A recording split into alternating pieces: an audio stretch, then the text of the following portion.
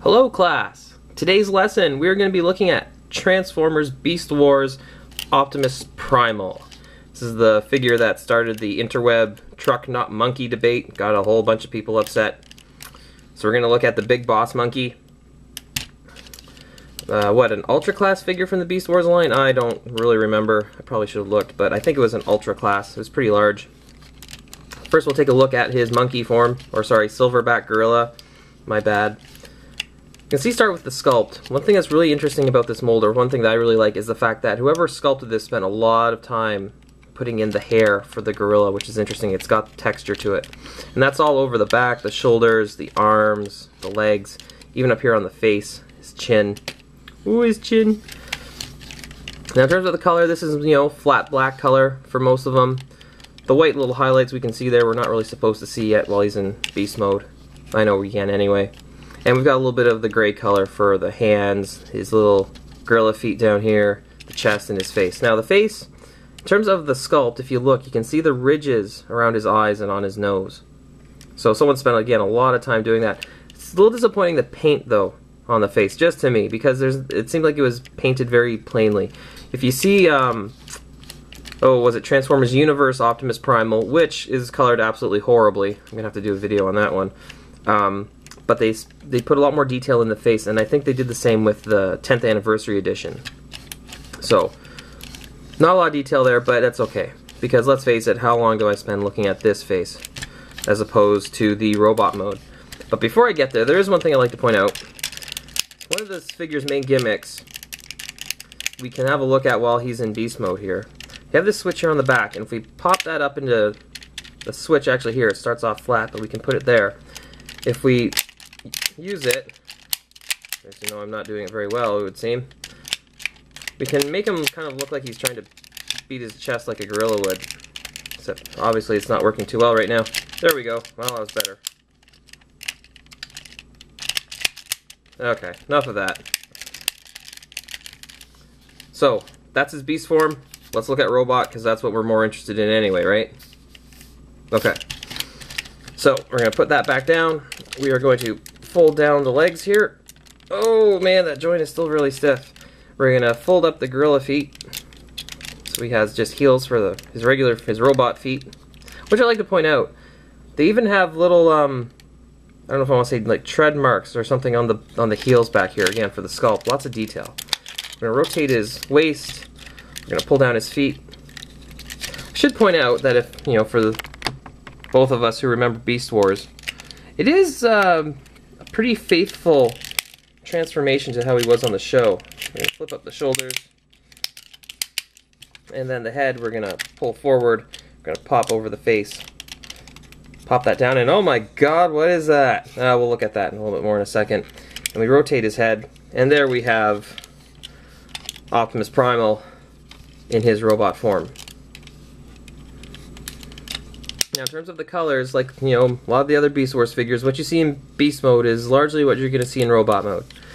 We've got the black, we've got a little more of the white and the red now for the highlight his robotic parts. We've got the blue head here, and we can see his eyes are red. I don't remember his eyes being red, but I could be wrong. And for the head itself, we can see on his face there, he's got the full face plate like the original Optimus Prime did. In the show, he had an open mouth piece that he could talk through, even though the visor or the face shield went up when he was about to whip some ass, right? And then we've still got the big kind of thing on his helmet, which we're used to, but I think it was colored differently on the show. That a little sketchy on. It's been a little while. But there we have it. It's Optimus Primal in his robot mode. Oh, don't you just love that sound? It's like cracking your knuckles in the morning. Now, some of his gimmicks and weapons and stuff. Well, first and foremost, since I'm going to accidentally press the button all the time, there's a button here on the back. If we press that, we get the shoulder cannons that he was he known for them? That he had in the show. And, let's see if I can show this off here. We've got the little buttons up on top, and if I press those, I can lose my missiles. They're gone forever now. So we've got those. behind here, we'll come back, well, we'll talk about them now. This is where he stores the little swords that he has. We can pop those out. They're very similar actually in look to how they were on the show, but they are the flat blue. If I had any talent and or patience, I would try to paint these to look more like how they did on the show, but as I said, that requires talent and patience, and I tend to lack both of those, so I'm not going to bother. But we can put those in his hand, or I'm going to put them both in the same one, if I can manage it here. There we go, there's one. There's the other. Okay. In his other hand, this is something we didn't see on the show. If we pop this open, we get this cute little flail, like a ball and chain, except it's a string. Here we've got our handle. The head of it is some kind of skull with spikes on it, which would be actually, I guess, pretty cool to beat the tar out of someone with. We can put that in here in his other hand. And now that chest beating action that we had before, which we can still use in his robot mode. We can move his arms side to side or do whatever. We have these switches on his shoulders. If I push that up, and if I flip him around and do the same thing with the other side, I'm going to put his arms straight out and do the switch. His arms are going to rotate, or at the forearms, and now he's like a wacky action turtle. And he's just going to flip his arms and beat the tar out of people like that. That's why I think that's why we have the flail, just so we have something. Oh, jeez, it's stuck. That way we have something that'll flip around. Stupid sword, get out of the way. There we go. So there you have it. Yeah, I know. Okay, we can forget about that now. Get rid of these for a second. Get rid of this. I should point out the one thing that's actually really nice about this figure, and it's the same with a lot of the Beast Wars figures, all of the weapons and stuff you could actually store on the figure, which was really nice. There's nothing sitting around. Now, in the show he had a forearm mounted laser cannon thing, and if we pop this open, if I can do it, come on, there we go. Aha! We have a forearm cannon there. Now obviously it's different than what he had on the show, but we can still deal with that. Now behind him, you see me pulling out, we have these missiles tucked behind his head, and we can put those into the launcher. And like the other two missiles that I lost earlier, we can fire these off. I hope so. Oh! Oh, I kept one of them. And we'll lose those two. And now we can fold these back under. I'm sure my cat will find the missiles for me. That's what he does. Of course, then he'll lose them under the fridge, but that's because he's a cat. Now, one other thing I want to look at with this figure is his head. Let's see if I can make him do the splits here a little bit. We said before we had that scary thing on the back of his head, so if I turn it this way, and we fold this down, what I'm going to do... Oh, there's a big screw in the back of his head. Anyways, I like to fold it up like this. I'm not sure if that's the way it was supposed to be done, but that's the way I like doing it, so that's why I'm going to do it. We have his beast head. A lot of the older Beast Wars figures had a beast head, which was supposed to be scary. And actually, this one probably could scare children. It's kind of bat-like to me. I'm Batman. No, you're not.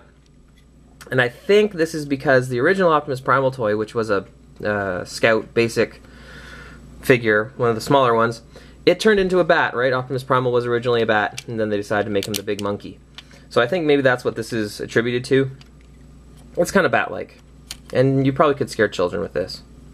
But we're not going to leave him like that, because I would prefer to leave him looking like Optimus Prime. Let's see if I can flip this around. Come on, you can do it. Oh! There we go. Take something easy and make it look difficult. There we go. So, did I talk about his articulation? I don't think so. His head, we just saw, moves all the way around. His shoulder is going to rotate all the way around. It's going to go up with that awesome sound. And his arms clearly are going to rotate. His waist will rotate all the way around. His hips are on ball joints, so we can move those all the way around. And his knees are going to bend. So we have some decent, I'm going to put these back up, down, sorry. We have some decent posability for this character. Again, as long as you don't mind the crunching sound that he makes while you do it. I think that is Optimus Primal. If I'm going to give this figure a grade, this figure gets a grade of A for awesome. I'm just very partial to it. It's one of my favorite figures. It's Optimus Primal looking really badass. I should point out the figure does have some heft. If you were attacked by zombies, you might be able to club one in the head with one of these. The figure probably wouldn't survive, no doubt about that, but you know, you might survive the zombie attack as well. So, there you have it. It's Transformers Beast Wars Optimus Primal. Thank you very much. Class dismissed.